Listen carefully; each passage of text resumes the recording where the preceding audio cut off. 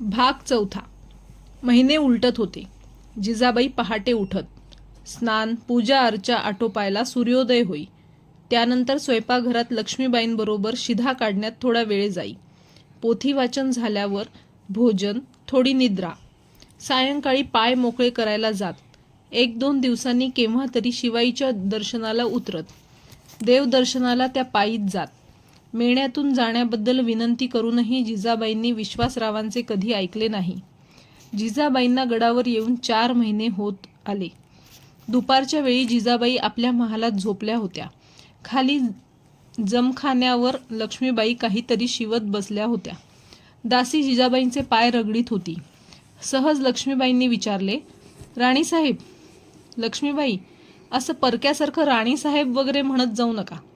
आपण बरोबरीच्या जिजा म्हणून म्हणत जा. जिव्हाळा आला म्हणून पायरी कशी सुटेल? तुम्ही ऐकणार. काय विचारित होता? सांगाल? सांगेन ना. तुम्हाला अप्रूबाईनं काही खावंसं वाटतं का? मी पाहते तुम्ही काहीही सांगत नाहीत. जिजाबाई हसल्या. खरं सांगू लक्ष्मीबाई, मला खाण्यापिण्याचे काही डोहाळे नाहीत. वाटायचं घोड्यावरून दौड करावी, तलवार कमरेला लटकवावी, गडाचा गार वारा खूप प्यावा, कड्यावर उभं राहून खालची माळवदं डोळे भरून पाहावीत. नशिबानंच माझे सारे डोहाळे पुरवले. लक्ष्मीबाई हसल्या. त्या विणकाम आवरून उठू लागल्या.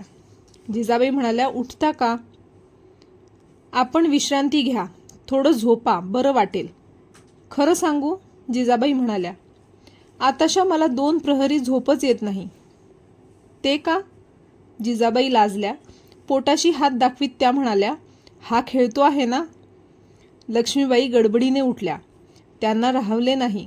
गर्भार जिजाऊंचा तेजदार चेहरा कुरवाळून कानशिलावर बोटे मोडून त्या म्हणाल्या, कुठंतरी दृष्ट लागायची बाई तुला. असं काही सांगत जाऊ नको. झोप जरा. म्हणत लक्ष्मीबाई उठू लागल्या. संध्याकाळी जिजाबाई, लक्ष्मीबाई दासी परिवारासह फिरायला बाहेर पडल्या आणि दारातच सेवक विठू आला. विठू, काय आहे? जिजाऊंनी विचारले. राणी सरकार, आपण टकमककडे फिरायला जाणार? हो. दरखास्त आहे, आपण मावळतीकडे जावं. का? गुन्हेगारास कडेलोट फरमावली. त्याची तामिली आता होत आहे. कोण आहे बिचारा? राणी सरकार, मला माहीत नाही. टकमकच्या साऱ्या वाटा रोखल्यात म्हणून बेअदबी केली. विठू, असाच जा आणि विश्वासरावांना बोलवल्याचं सांग. जी. म्हणत विठू गेला. जेव्हा विश्वासराव आले तेव्हा त्यांच्याबरोबर वयोवृद्ध हनुमंतेही होते. दोघांनी राणीसाहेबांना मुजरे केले. जिजाबाई म्हणाल्या, विश्वासराव, आज कुणाच्या कडेलोटाची तयारी चालवली आहे? कुणी सांगितलं? कळलं आम्हाला. पण ते खरं का? होय. होय राणीसाहेब, खालच्या वाडीत काल एकानं चोरी केली. 1 मण धान्य लुटलं. त्यासाठी कडेलोट? राणीसाहेब, हे दुष्काळाचे दिवस. अशा चोऱ्या होऊ लागल्या तर हवालदिल झालेला मुलूक परागंदा व्हायला वेळ लागायचा नाही.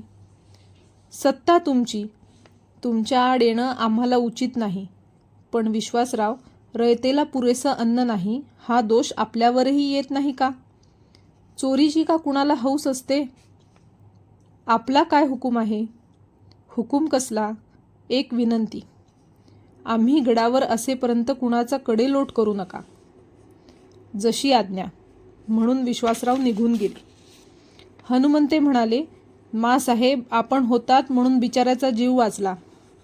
हे श्रेय आपल्या विठूला. विठू संकोचाने म्हणाला, तसं नाही राणी सरकार. सच बात बोलायची तर त्यांनीच सांगितलं. दुपारी त्याला गडावर आणलं, बिचारा रडत होता. हनुमंते मला म्हणाले की हे राणी सरकारांना कोणी सांगेल तर याचा जीव वाचेल. जिजाऊ हसल्या. म्हणाल्या, आणि म्हणून तू सांगितलंस असंच ना? पाहिलंत लक्ष्मीबाई, आमची माणसं कशी डाव खेळतात ती. दोघी हसल्या. जिजाऊ म्हणाल्या, चला हनुमंते काका, फिरून येऊ. तटावरून खालचे जुन्नर दिसते आहे. नदीचा पट्टा दिसत होता. तो मुलूक न्याहाळीत चालत असता मध्येच जिजाऊ थांबल्या. तटाखाली बोट दाखवीत त्या लक्ष्मीबाईंना म्हणाल्या, लक्ष्मीबाई, तो हिरवा ती जुन्नर माळाची अमराई ना? जी. जिजाबाईंनी दीर्घ निश्वास सोडला. माघारी वळून तलावाजवळ येताच त्या तलावाकाठी बसल्या. पाठीमागे वाड्याचा सज्जा आकाशात चढल्यासारखा दिसत होता. सूर्यास्ताला सूर्यवंदन करून सारे वाड्याकडे परतले.